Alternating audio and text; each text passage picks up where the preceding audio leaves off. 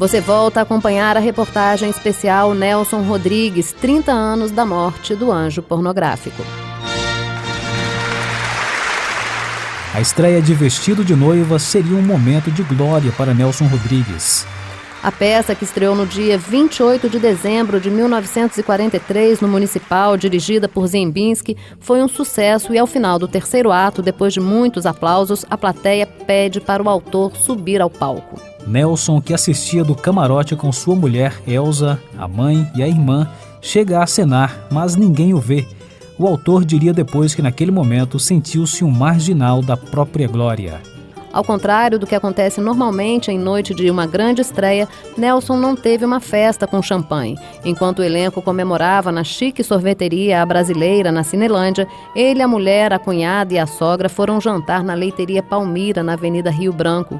O cardápio, bife, batata frita e 2 ovos. Ele não tinha dinheiro, situação que começaria a mudar naquele momento.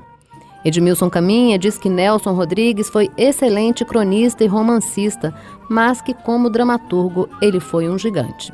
Ao Nelson Rodrigues cronista, ao Nelson Rodrigues romancista e ao Nelson Rodrigues dramaturgo.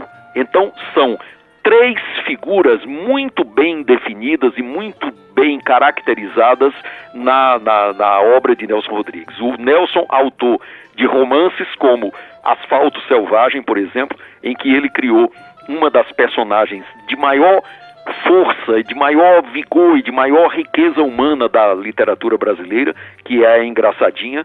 Ao Nelson Rodrigues cronista, primoroso, que você pode pôr na estante juntamente com os grandes nomes da crônica brasileira, e ao Nelson Rodrigues este gigantesco, que é o Nelson Rodrigues dramaturgo. Eu costumo dizer, Nelson Rodrigues era o Shakespeare brasileiro. O nosso Shakespeare foi Nelson Rodrigues. Edmilson Caminha diz que o crítico de teatro brasileiro, Sábato Magaldi, dividiu o teatro de Nelson em 3 grandes segmentos. A obra do Nelson Rodrigues para o teatro foi muito bem dividida, de uma maneira muito inteligente, por um grande crítico do teatro brasileiro chamado Sábato Magaldi. Ele dividiu o teatro de Nelson Rodrigues em 3 grandes segmentos. Há as peças míticas, as peças psicológicas e as tragédias cariocas. Então, este Nelson Rodrigues do teatro é gigantesco, é grande, é um nome a ser lembrado sempre como um dos grandes criadores de histórias e de personagens levadas à cena no Brasil. Muitas peças viriam depois de Vestido de Noiva e todas, sem exceção, provocariam polêmica. Sem falar na coluna que logo depois Nelson começaria a escrever em A Última Hora, A Vida Como Ela É. Nelson assinou durante 10 anos a coluna. Durante 10 anos, dia após dia, o leitor tomava conhecimento do adultério do dia. Era um adultério. A única coisa que realmente no humor, que nos interessa no humor, como história, é um adultério de quem quer que seja, até um adultério de galinheiro, entre galinhas, etc., faz um sucesso incrível. É o negócio de trair mulher ou trair mulher, isso é o destino dela. Mas o homem, compreendeu?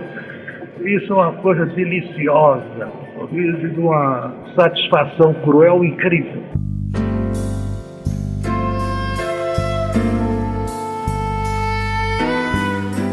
Nessa época, a atriz Fernanda Montenegro queria que Nelson escrevesse uma peça para o Teatro do Sete.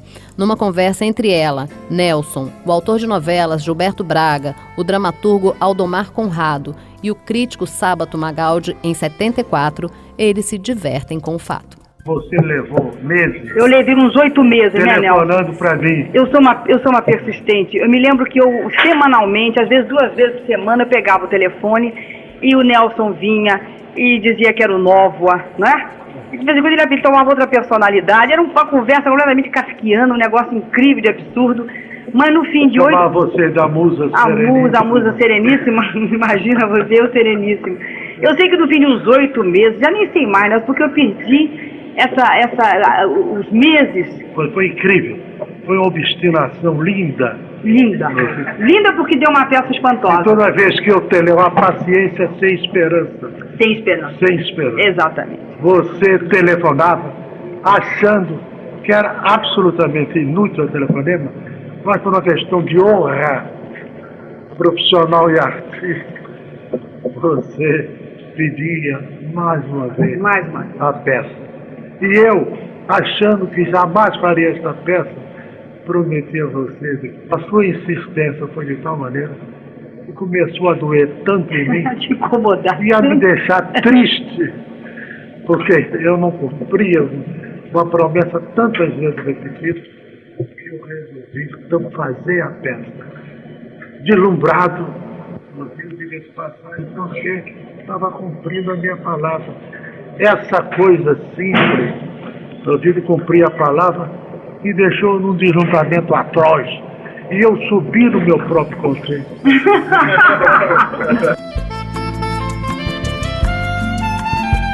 A peça em questão foi Beijo no Asfalto, a história de um homem comum, casado, que atende ao pedido de um homem que está agonizando na rua depois de ser atropelado.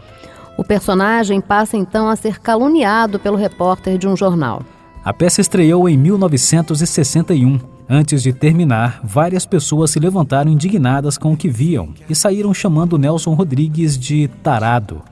Apesar da pecha, Nelson Rodrigues dava declarações absolutamente desconcertantes, como em uma entrevista a Otto Lara Rezende em 1977. O beijo da boca, que todo mundo faz com maior facilidade, maior leviandade. O sujeito só devia beijar uma única mulher em toda a sua vida. E caso não aparecesse a mulher amada, não beijar, simplesmente não beijar. Para Edmilson Caminha, Nelson Rodrigues era, na verdade, um moralista. Nelson era, por incrível que possa parecer, um moralista. É impressionante como eu acho que há equívocos sobre Nelson Rodrigues. Há pessoas que consideram Nelson Rodrigues um pervertido, há pessoas que acham que Nelson Rodrigues era um degenerado. Pelo contrário, só quem poderia escrever o que Nelson Rodrigues escreveu sobre a condição humana, sobretudo quanto à pulsão sexual que move o ser humano, só um moralista escreveria aquilo. Então Nelson Rodrigues era um profundo conservador. Ele era uma pessoa cujos valores éticos, cujos valores morais eram muito firmes, eram muito fortes.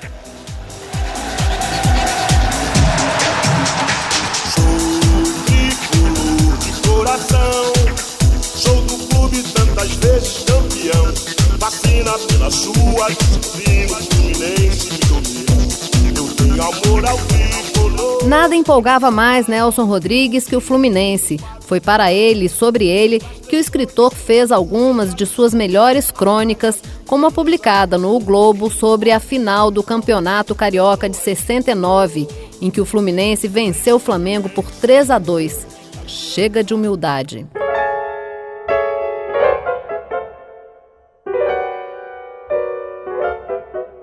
Amigos, a humildade acaba aqui. Desde ontem, o Fluminense é o campeão da cidade. No maior Fla-Flu de todos os tempos, o tricolor conquistou a sua mais bela vitória. E foi também o grande dia do estádio Mário Filho. A Massa Pó de Arroz teve o sentimento do triunfo. Aconteceu então o seguinte: vivos e mortos subiram as rampas. Os vivos saíram de suas casas e os mortos de suas tumbas. E diante da plateia colossal, Fluminense e Flamengo fizeram uma dessas partidas imortais. Daqui a 200 anos a cidade dirá mordida de nostalgia: aquele Fla-Flu. Ah, quem não esteve ontem no estádio Mário Filho não viveu. E o Fluminense fez uma exibição perfeita, irretocável. Lutou com a alma indomável do campeão. Ninguém conquista o título num único dia, numa única tarde. Não. Um título é todo sangue, todo suor e todo lágrimas de um campeonato inteiro. Acreditem, o Fluminense começou a ser campeão muito antes. Sim, quando saiu do caos para a liderança. Do caos para a liderança, repito, foi a nossa viagem maravilhosa. Lembro-me do primeiro domingo em que ficamos sozinhos na ponta. As esquinas e os botecos faziam a piada cruel. Líder por uma semana. Daí para frente, o Fluminense era sempre o líder por uma semana. Olhem para trás. Da rodada inaugural até ontem, não houve time mais regular, mais constante, de uma batida mais harmoniosa. Mas foi engraçado. Por muito tempo, ninguém acreditou no Fluminense. Ninguém. Um dia, Flávio veio de São Paulo. Era o ponta de lança mais esperado que um Moisés. Queríamos um goleador e nunca mais se interrompeu a ascensão para o título. O curioso é que há muito tempo, aqui mesmo desta coluna, fez-se o vaticínio de que o campeonato teria a sua decisão num Fla-Flu. Foram autores de tal profecia primeiro Celso Bulhões da Fonseca, em seguida o Carlinhos Niemeyer, um e outro rubro-negros. O que ambos não sabiam é que já estava escrito há 6.000 anos que o campeão seria o Fluminense. E vou citar um outro oráculo, o Haroldo Barbosa. Quando o tricolor parecia uma piada, o bom Haroldo piscou o olho para o Marcelo Soares de Moura. Este é o ano do Fluminense, e do seu olhar vazava luz. E mais, na sexta-feira, o presidente do Fluminense, Francisco Laporte, convidou para um almoço em sua residência a mim, ao Marcelo Soares de Moura e ao Carlinhos Nasser. Ainda na mesa e antes do cafezinho, baixou-nos o sentimento profético do título. Amigos, o que se viu ontem no estádio Mário Filho foi espantoso. Primeiro, a tempestade de bandeiras, de pó de arroz, os pombos tricolores e rubro-negros. E que formidável partida! Houve durante 90 minutos um suspense mortal. O Fluminense fez o primeiro gol e o Flamengo empatou. O Fluminense fez o segundo e o Flamengo mais uma vez empata. 200.000 pessoas atônitas morriam nas arquibancadas, gerais e cadeiras. E foi preciso que Flávio, o goleador do Fluminense, o goleador do campeonato, marcasse aquele que seria o gol da vitória, da doce e santa vitória. E o rubro-negro não empatou mais, nunca mais. Era a vitória, era o título. Agora a pergunta, e o personagem da semana? Podia ser Cláudio, que fez uma exibição magistral e inclusive um gol. Podia ser Denilson, que volta a ser o Rei Zulu e um dos maiores jogadores brasileiros de defesa. Penso também em Galhardo, que a princípio nervosíssimo teve intervenções sensacionais. Podia ser também Telê, que sóbrio, modesto, trouxe a equipe do caos para o título. Mas entendo que desta vez o personagem deve ser o time, do goleiro ao ponta esquerda. Todos mostraram uma alma, uma paixão, um ímpeto inexcedíveis. Mas a nossa humildade para aqui. Passamos toda a jornada com um passarinho em cada ombro e as duras e feias sandálias nos pés. Mas o Fluminense é o campeão. Erguendo-me das cinzas da humildade, anuncio: vamos tratar do bi.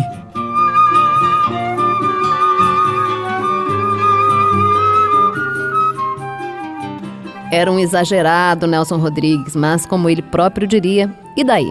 Só os imbecis não exageram. Ai de nós se não fossem os exageros libertadores. Um dos rótulos dados a Nelson Rodrigues foi o de reacionário, e ele próprio admitia isso, como explica o jornalista Edmilson Caminha. O Nelson Rodrigues era um homem ideologicamente mais para a direita, foi um homem que defendeu o golpe militar de 64. Ele achava que os militares tinham assumido o poder para pôr ordem na casa, para fazer com que o Brasil conseguisse começar a trilhar o caminho do desenvolvimento econômico, da justiça social. E uma das grandes dores do Nelson Rodrigues foi quando ele se convenceu, e da pior maneira que poderia haver, de que o filho dele, o Nelson Rodrigues Filho, havia sido torturado nos porões da ditadura. Isso foi o fim para o Nelson Rodrigues, porque ele se convencer de que aquele regime ao qual ele era simpático e que ele via como algo que iria melhorar o Brasil, que aquele regime cometia a vilania de torturar uma pessoa, né, da maneira mais covarde, mais vil que se possa imaginar, isso para o Nelson Rodrigues foi terrível. Eu acho que Nelson, ele a muito duras penas, ele sobreviveu a essa provação.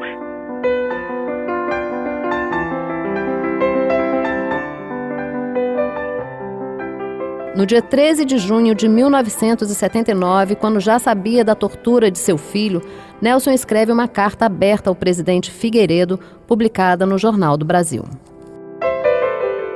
Quis o destino que meu filho Nelson, na altura dos 24 anos, entrasse na clandestinidade. Talvez um dia eu escreva todo um romance sobre a clandestinidade e a prisão do meu filho. A prisão não é tudo. O senhor precisa saber que meu filho foi torturado. Ora, um presidente não pode passar como um amanuense. Há uma anistia. Tem que ser uma anistia histórica. O que não é possível é que seja uma anistia pela metade. Uma anistia que seja quase anistia. O senhor entende, presidente, que a terça parte de uma misericórdia, a 10ª parte de um perdão, não tem sentido? Imagine o preso chegando à boca da cena para anunciar: senhoras e senhores, comunico que fui quase anistiado.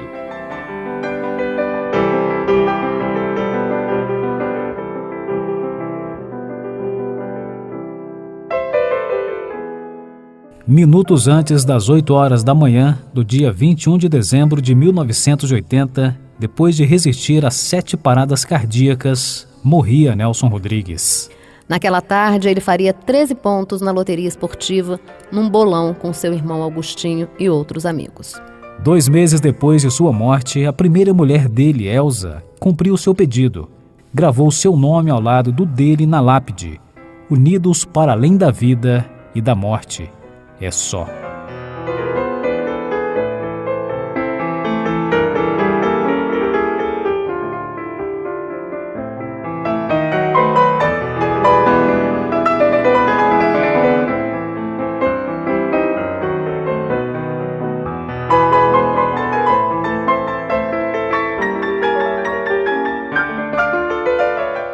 Você acompanhou a reportagem especial Nelson Rodrigues, 30 anos da morte do anjo pornográfico, um produto da Rádio Senado.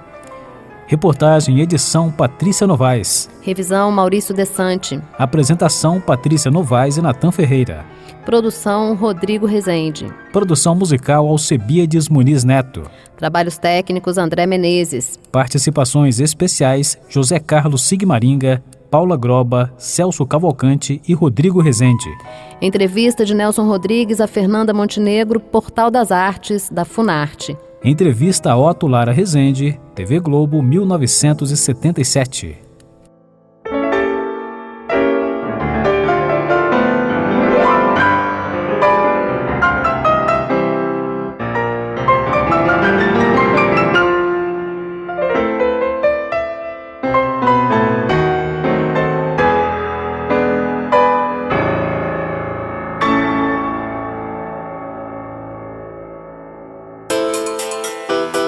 Você acompanhou Reportagem Especial, Jornalismo, Cultura e Realidade.